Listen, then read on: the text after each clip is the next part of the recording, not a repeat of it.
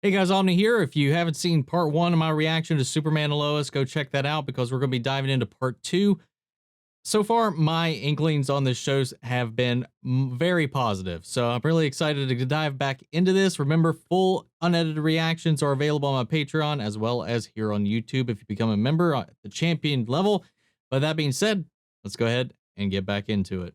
About 5 years ago, at the peak of the farming crisis, banks here were offering reverse mortgages to seniors. The bank purchased the remainder of the farm upon their death if the landowner's heirs couldn't repay the balance of the loan.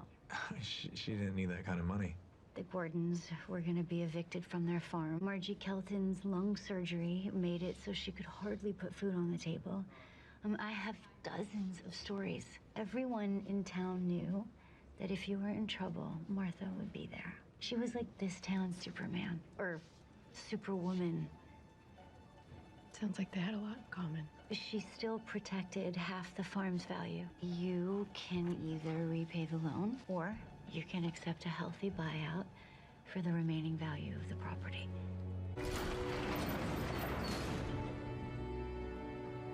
We had all those poles land on us. Besides, how did he get them up off of us so fast anyway? I don't know, adrenaline maybe? Like, Dad can't put up a Christmas tree without falling off the ladder. And what's the thing he says every single time we come here? Don't put your finger in that. Stay out of the barn, dumbass. Uh-oh. What? You hear that?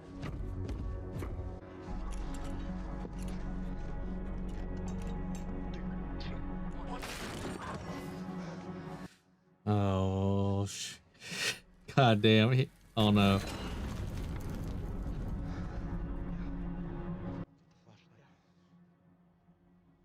Can't tell me it's still down there, right? Still down there? Clark left it there? Feel like he might have moved it to the fortress at this point. Maybe we're getting baited. We getting baited? I think we're getting baited. Fake out?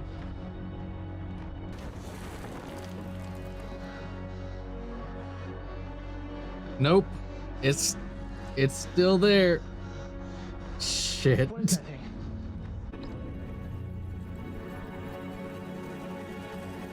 Dude. What the hell is that thing? Whatever it is, not from Kansas.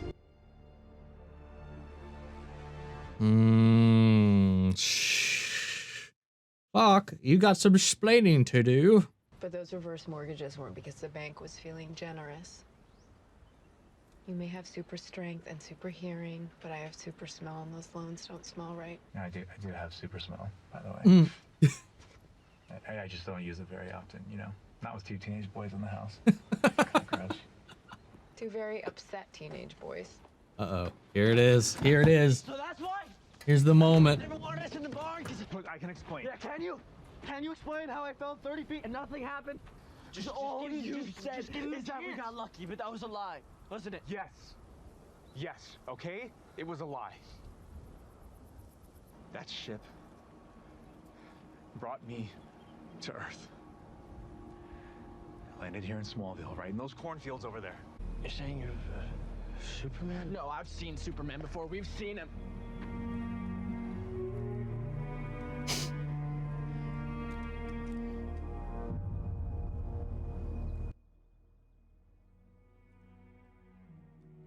The glasses.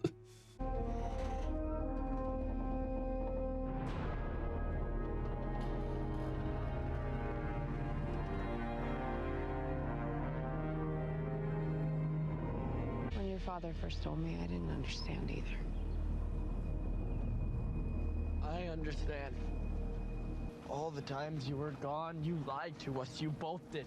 He was saving lives, Jordan. That doesn't make it less true. You made me think I was crazy. They put me on bills. Your mental health has nothing to do with who your father is. How do you know that? I'm half human, half whatever the hell he is. Not as I knew what kind of burden it would be if you both had powers. Or worse, if one of you had them and the other one didn't. What are you talking about? Go on, Dad. Go tell Superboy here why he's really so perfect. The only way that both of you survived that accident is for at least one of you to be like me. You wouldn't have it any other way, would you, Dad? Jordan. Oh, Try to talk to me, all right? You may have been sent here to be some hero, but you sure as hell weren't sent here to be a father. Am I a bad father? Clark, Because right now, Another breach in progress. we're gonna be all right, okay? Go. cat's out of the bag now, so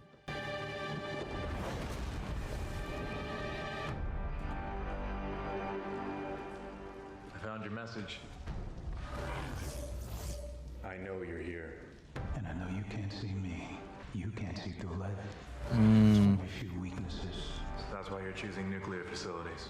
You could watch me without me knowing. And see how good you really are.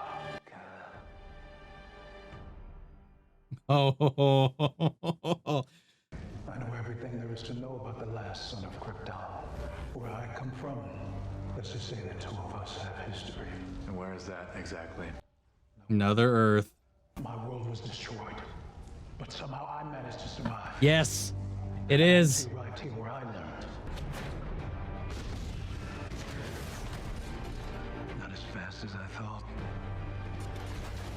Oh,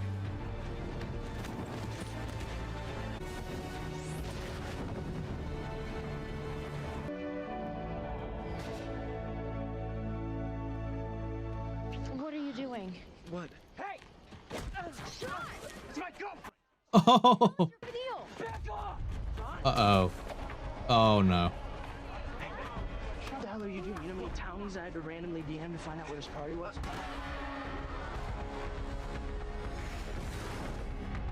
Oh.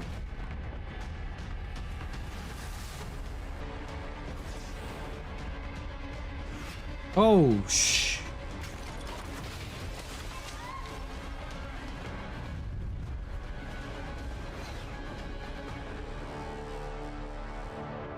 That booty.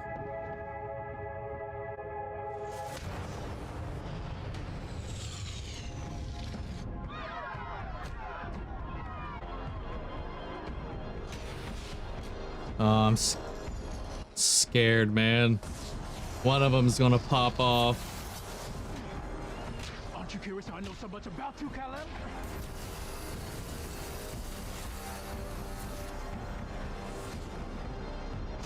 Convince yourself you were one of They're not invulnerable right now. You're still that scared, lost child, desperate for the love of people that will never accept you. Oh, no. and the only remnants of your real home make you sick. Oh. Dust to dust. Superman.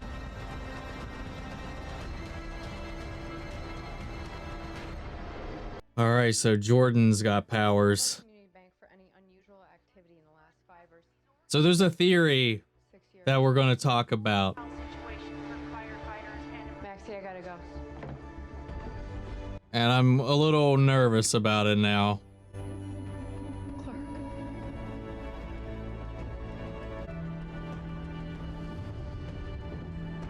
Clark, come home.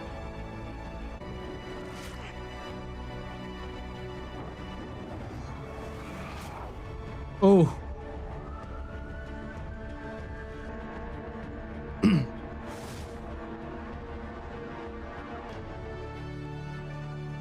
Another one's pretty shook up. Kyle. Thank you. I'm okay, but Jordan.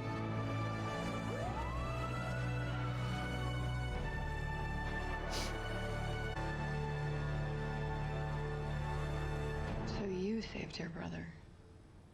I wasn't sure what happened. What's gonna happen to him?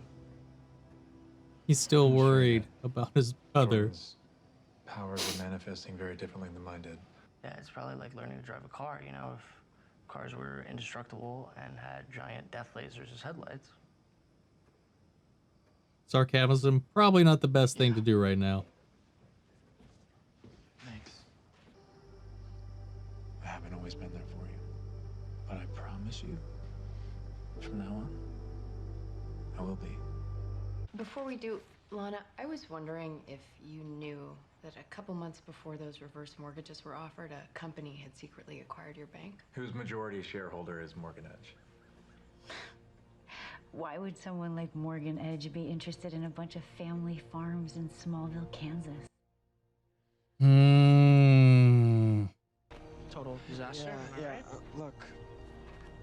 John, about the powers. This just confirms what I've known to be true all along. Yeah? Yeah. My skills Great. on the field, legit.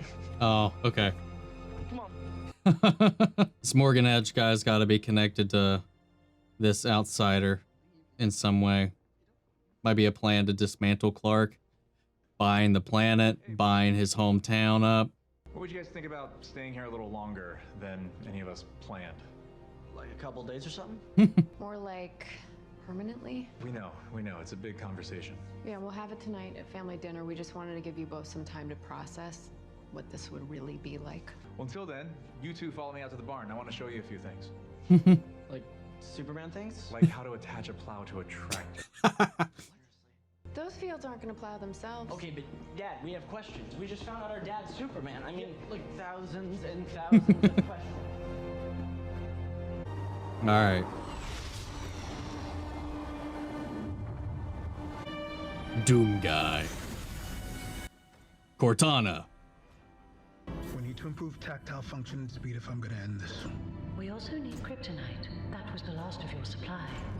Then we'll have to go get some. Right away, Captain Luthor.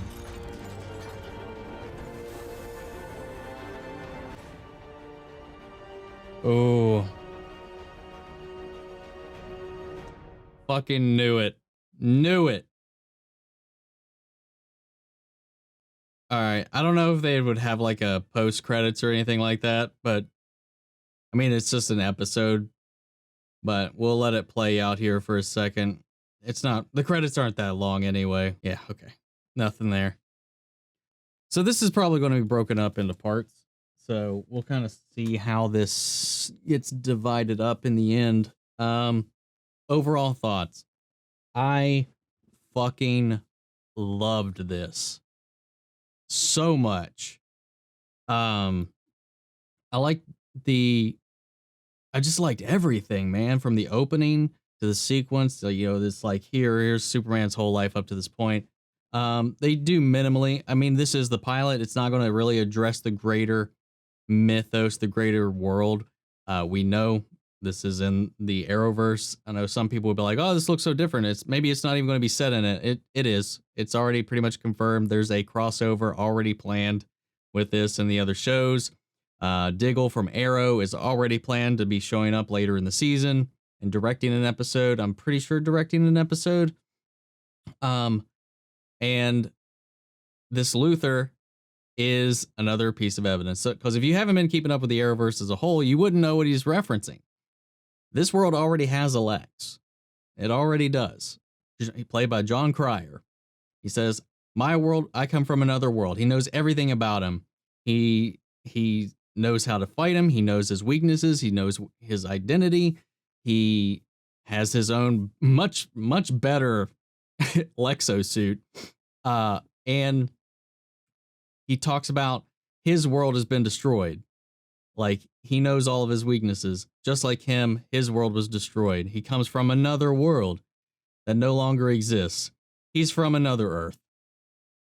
He's from another Earth. And when Crisis on Infinite Earths collapsed, and it's not the only show that's had this happen. We've seen other stragglers from alternate realities end up on Earth Prime, this Earth, because Jonathan and Jordan were created as a result of that, because before the event there was just Jonathan and he got lost in space, lost in the collapse as the reality got unwritten. And when everything got plopped all back together, Superman had twins instead. One of the popular theories about who they were going to be, because in the comics they only ever had one child, and that was Jonathan Kent, and he became the next Superboy. Of course, there are other iterations, and some people thought because of the Crisis on Infinite Earths chicanery that led to their baby becoming twins when Oliver rewrote reality, that maybe Jordan is the twin that was lost from the old reality brought in to this one, and possibly could be setting up again. He's the angsty one. Maybe he could be getting set up to be Superboy Prime, who is, at least in the comics, a Superman from another universe, who, at least in the comics, is a pretty prevalent villain. So who knows where this is going to go? I don't know if I fully subscribe to that. I just thought it was an interesting thing to include in here. I'm curious how this is going to pan out. Now, the doppelganger issue, like multiple versions of the same character on Earth Prime, they've addressed in a lot of different ways. On The Flash, you've got Harrison Wells. All of their collective consciousness exist in Nash Wells now to avoid whatever we had two different versions of Beth Kane on Batwoman. For whatever reason, they couldn't exist simultaneously, and one of them had to die, which is a very crisis thing. They had to get rid of all of their doppelgangers as the worlds were collapsing. Only one could really exist when the worlds came together. So that does kind of tie into things, but I'm curious to see if they'll address it any differently here, because we've seen the writers of these shows, when they're not working on a crossover, they'll just kind of play by their own rules. We're kind of getting off on a tangent. We're definitely going to be exploring that throughout this. At least I would have to imagine we're going to, because John Cryer's Lex Luthor is a main villain of Supergirl. So he's going to stay over there. So they needed a Lex to kind of combat with this. And with Supergirl ending, who knows? Maybe John Cryer's Lex Luthor might actually die, which will allow for this one to coexist in this, well, no longer coexist, to exist in this world long enough for his doppelganger to be tapped out. We'll just have to see. I love the suit. He looks, again, everybody's made the comparison. He looks like a mix between Master Chief and Doom Guy. But I love it. I love the special effects in this. Of course, I did kind of, the special effects are notably better than any of the other CW shows as far as par for the course. This is the pilot, so they probably were putting their best foot forward. But I thought a lot of it looked great. Of course, it's still the CW, it is still a television show, and there are some constraints on that, but despite that, it looked phenomenal. And I think the talent behind the actual effects team that worked on this shows what they can do with a little bit of a smaller budget than compared to some other projects that they've worked on, like WandaVision, Fantastic Beasts, Witcher, stuff like that, But, despite some hiccups there, and not even to say there were any hiccups, I thought the special effects in this looked fantastic. I thought the only times it was a little weird with some of the wired work where you were very noticeable. It was wire work, specifically the shot we've seen in the trailer of him up in space doing the turn. You could kind of see where it's like pulling up the top of his suit. And a lot of people were like, it's just the padded up muscles. And I was like, I'm pretty sure that's from the wires holding him up in that position is why it looks like that. But I fell in love with this. The cinematography is gorgeous. The editing is gorgeous. The pacing was phenomenal. The performances across the board, because I was worried about how, of course, dealing with teenagers, CW show, it's got a reputation. And I felt like it was all handled very well in this. It was very balanced. It wasn't soap opera-y to me. It felt really natural and real, like real familial issues, especially if you presented this X factor of their father being the Man of Steel of all things. I don't know. I thought all of it was really handled. And I think Tyler Hoechlin shone like a beacon in this opening episode. I thought his performance was real. I was emotional. I mean, I teared up multiple times in this, man. I did. I'm not even going to kid you. Bitsy Tolluch, I've still always been hit or miss on her Lois, but overall, I thought she was doing great in this. Lana, and I don't remember her husband's name.